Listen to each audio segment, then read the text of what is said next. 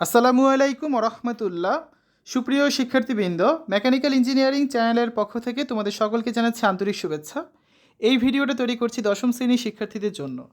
2026 সালের এসএসসি পরীক্ষার পুনর্বিন্যাসকৃত পাঠ্যসূচি প্রকাশিত হয়েছে। আজকের এই ভিডিওতে আমরা অর্থনীতি যে বিষয়টা রয়েছে তার 2026 সালের এসএসসি শর্ট সিলেবাস নিয়ে আলোচনা করব, ঠিক আছে? কারণ তোমাদের 2026 সালের এসএসসি পরীক্ষা কিন্তু এই শর্ট সিলেবাসের উপরেই অনুষ্ঠিত হবে। তো বিষয় কোড হচ্ছে 141। তোমরা যারা তোমরা যারা মানবিক বিভাগের শিক্ষার্থী আছো, অর্থাৎ যারা আর্টস নিয়ে পড়াশোনা করছো, তাদের জন্য হচ্ছে এই ভিডিওটা, ঠিক আছে? দেখো, 100 নম্বরের পরীক্ষা হবে, যার মধ্যে তত্ত্বীয় নম্বরই হচ্ছে 100, ব্যবহারিক কোনো নম্বর নেই। যে অধ্যায়গুলো পড়তে হবে: দ্বিতীয় অধ্যায় অর্থনীতির গুরুত্বপূর্ণ ধারণাসমূহ। এই অধ্যায় থেকে এই টপিকগুলো রয়েছে এবং তোমাদের এতগুলো ক্লাস হবে। সো কোন টপিকে কয়টা করে ক্লাস হবে সব ডিটেলসে দেওয়া আছে, এগুলো আমি আর বলছি না, তোমরা দেখে নেবে। দ্বিতীয় অধ্যায়ের পর পড়তে হবে তৃতীয় অধ্যায় উপযোগ, চাহিদা, যোগান ও ভারসাম্য।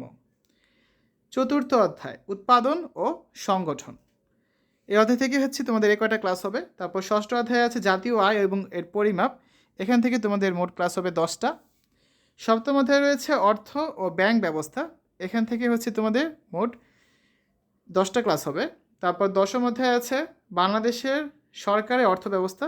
এখান থেকে হবে মোট 8টা ক্লাস। এই হচ্ছে মোট 72টা ক্লাস হবে এবং 5টা বা 6টা অধ্যায় তোমাদের রয়েছে। এই যে অধ্যায়গুলো রয়েছে এখান থেকে তোমাদের কিন্তু বার্ষিক পরীক্ষা অনুষ্ঠিত হবে, ঠিক আছে?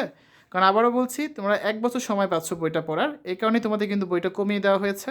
এবং এই যে অল্প যে অধ্যায়গুলো আছে এখান থেকে তোমরা 2026 সালের এসএসসি পরীক্ষায় কিন্তু অংশগ্রহণ করবে।